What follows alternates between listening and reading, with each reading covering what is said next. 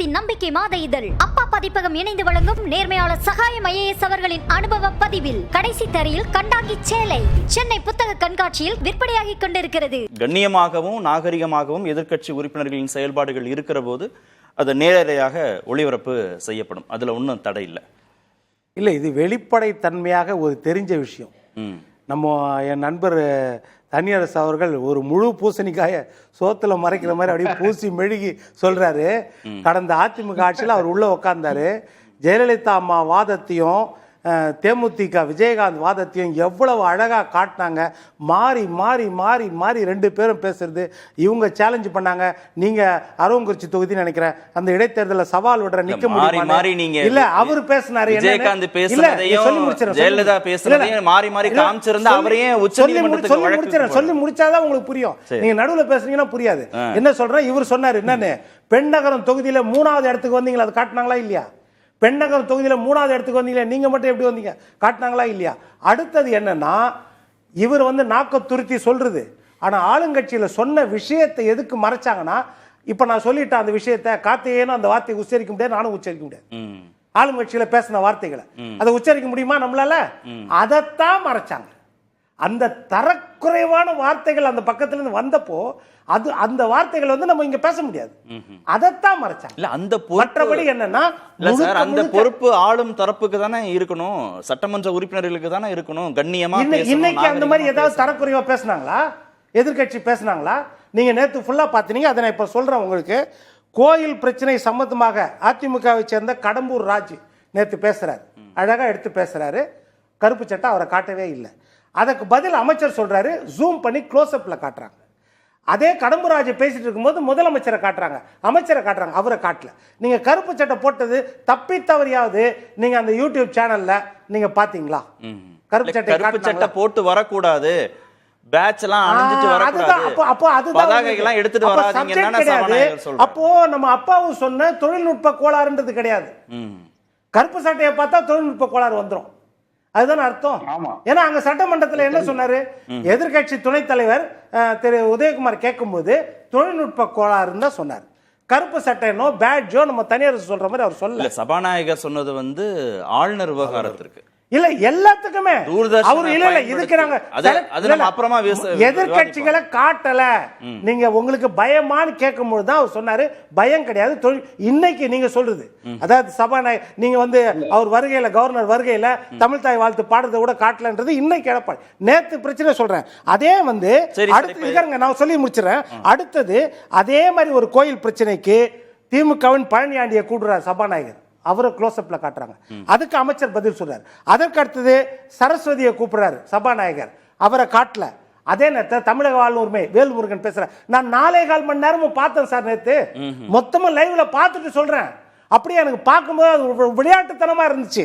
அடுத்தது மடத்துக்குளம் மகேந்திரனை கூப்பிடுறாரு சபாநாயகர் அதிமுக, அவரை காட்டவே இல்லை, வெறும் ஒலி மட்டும் வருது, ஆடியோ மட்டும் வருது.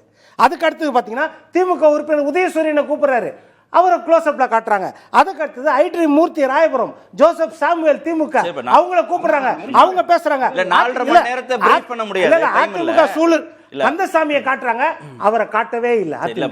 இது பார்த்த உடனே தனியரசு என்ன சொல்றாருன்னா, அமைச்சர்கள் தரப்புலையோ முதல்வர் தரப்புலையோ இல்ல சட்டமன்ற உறுப்பினர்கள் தரப்புலையோ விளக்கம் கொடுக்கிற போது அவங்க அரசு அப்படின்னு ஒரு பொறுப்போடும் கண்ணியத்தோடும் நாகரிகத்தோடும் அவங்க பேசுவாங்க. எதிர்கட்சி அந்த மாதிரி அந்த அளவுகளோட உத்தரவாதம் இல்லை. அதாவது எதிர்கட்சி எவ்வளவு மட்டமா எடை போடுற ஒரு விஷயம் இது.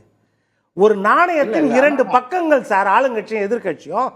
இப்ப நாடாளுமன்றத்துக்கும் அதே வரையறை தான் தனியரசு ஒத்துக்குவாரா? நாடாளுமன்றத்துல எதிர்கட்சிகளை பெருசா காட்டக்கூடாது, அப்ப அதை தானே சொல்றீங்களா? சரி சார், இப்ப நாடாளுமன்றத்துல என்ன சொல்லுவீங்க? அப்போ சரி, அப்ப ராகுல் காந்தி பேசுறத காட்டக்கூடாது, இதே பிரச்சனை டிஆர் பாலு பேசுறத காட்டக்கூடாதுன்னா நம்ம ஒத்துக்க முடியுமா? இதே பிரச்சனை 2015 வரும்போதுதான் திரு விஜயகாந்த் உச்சநீதிமன்றத்துக்கு வழக்கு போடுறாரு. உங்களால முடியலன்னு சொன்னா நானே கேப்டன் தொலைக்காட்சி மூலமா நேரலையாக ஒளிபரப்பு செய்யறேன்னு சொல்றாரு. அப்ப என்ன அரசு தரப்புல விளக்கம் கொடுக்குறாங்கன்னா, ஒளிபரப்பு செய்ய முடியாதுன்றாங்க. கிட்டத்தட்ட வழக்கு இன்னும் நடந்துட்டே இருக்கு, இன்னும் 8 வருஷமா நடந்துட்டு இருக்கு. திரு வேலுமணி என்னையும் சேர்த்துக்கங்கன்னா இடையில போய் அவர் உள்ளெல்லாம் சேர்த்துக்கிறாரு.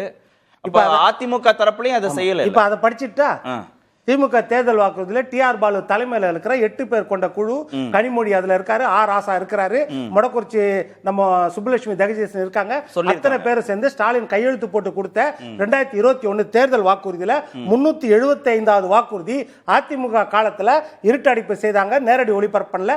நாங்க ஆட்சிக்கு வந்தவுடன் நாடாளுமன்றத்தை போல, சில சட்டமன்றங்களை போல தொலைக்காட்சியில் எல்லாவற்றையும் சட்டசபை நிகழ்ச்சிகளை நேரடியாக ஒளிபரப்பு செய்வோம் அப்படின்னு பிராமிஸ் கொடுத்து. அதுக்கு என்ன சொல்றாங்கன்னா, அவங்க கேள்வி நேரம், கவன ஈர்ப்பு தீர்மானங்கள், அது தொடர்பான விவாதங்கள், ஆளுநருடைய உரை, பட்ஜெட் உரை, அமைச்சர்களின் பதில் உரைகள், இதெல்லாம் நேரடியாக ஒளிபரப்பு செய்யப்படுது. அதுல எந்த தடையும் இல்லைன்னு. கேள்வி நேரம் நேற்று ஒளிபரப்பு படப்படவில்லை, அதுதான் சொல்றோம். கேள்வி நேரத்துல தான் எதிர்கட்சியை வந்து இருட்டடிப்பு செய்தாங்க. நான் எல்லாம் கேள்வி கேட்டவங்களை சொல்றேன், தன்னுடைய தொகுதி வளர்ச்சிக்காக கேள்வி கேட்டவங்க இவங்க எல்லாம்.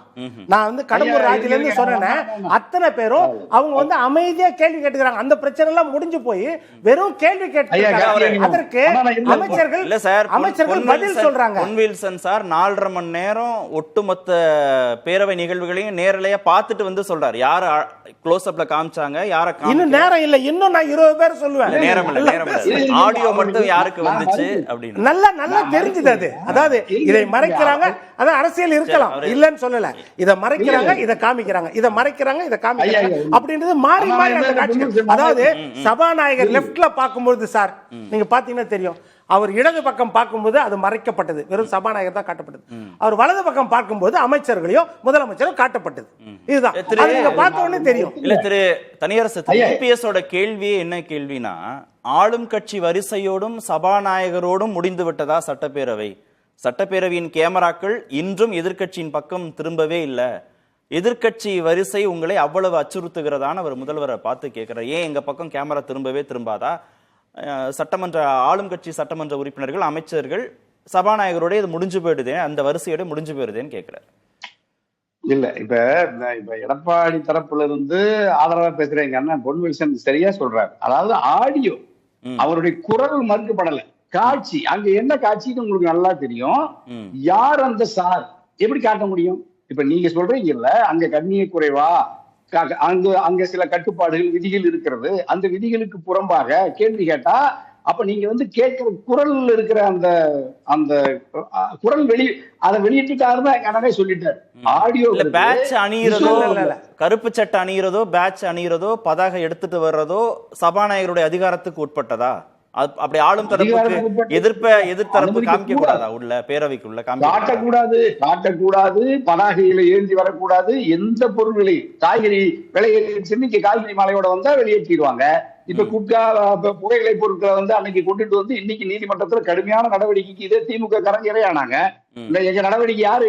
எங்க அண்ணன் தனபாலன் தான் பேரவைத் தலைவர். நடவடிக்கை எடுத்தாரா இல்லையா? நீங்க அதெல்லாம் கடுமையான குற்றம். அது நீங்க வந்து எல்லா தெருவில் நம்ம வந்து காவல்துறையை மீறி, அனுமதியை மீறி ஆர்ப்பாட்டம் நடத்துற மாதிரி, பேரணி நடத்துற மாதிரி நீங்க சட்டப்பேரவைகள் வந்தா சட்டப்பேரவை எப்படி நடத்த முடியும்? ஆகவே கிடையாது. தனியரசு தொழில்நுட்ப கோளாறு சொன்னது ஆளுநருக்காக தூர்தர்ஷன் சார்ந்து சொன்னது. அடுத்தது போறோம். அது வந்து நீங்க இன்னைக்கு சொல்றது, நேத்து சொன்னது சொல்றேன். ஆர்பி உதயகுமார் சொல்லும் போது சொன்னது அது தொழில்நுட்ப கோளாறு அப்படின்னு சொன்னார். அதுதான் சபாநாயகர் சொன்னார். அதுதான் சொல்றேன். சபாநாயகர் செய்தியாளர் சந்திப்புல சரி, அவர் இல்ல, நான் என்னன்னா இப்ப பேரவைத் தலைவருக்கு தெரியும், அதை வந்து சொல்லாம தொழில்நுட்ப கோளாறுன்னு சொல்றாரு. இப்ப எப்படி நம்ம எஃப்ஐஆர் கேஸ்ல நீங்க தேசிய அளவுல தொழில்நுட்ப ஏறாருன்னு சொல்லிட்டாருல, நம்ம கமிஷனர் ஐயாவும் நேஷனல் தலைமையில சொல்லிட்டாங்கல்ல, தகவல் தொழில்நுட்பத்துல அந்த எஃப்ஐஆர் பதிவுல இருந்து அது போக்சோ சட்ட சம்பந்தமா வெளியேறிடுச்சுன்னு சொன்ன மாதிரி தான் இன்னைக்கு. ஆனா உண்மை அதன் உண்மையிலேயே கருப்பு சட்டை யார் அந்த சாரு தான். அதுதான் தேசத்தின் நம்பிக்கை மாத இதழ் அப்பா பதிப்பகம் இணைந்து வழங்கும் நேர்மையாளர் சகாயம் ஐஏஎஸ் அவர்களின் அனுபவ பதிவில் கடைசி தரையில் கண்டாங்கி சேலை சென்னை புத்தக கண்காட்சியில் விற்பனையாகிக் கொண்டிருக்கிறது.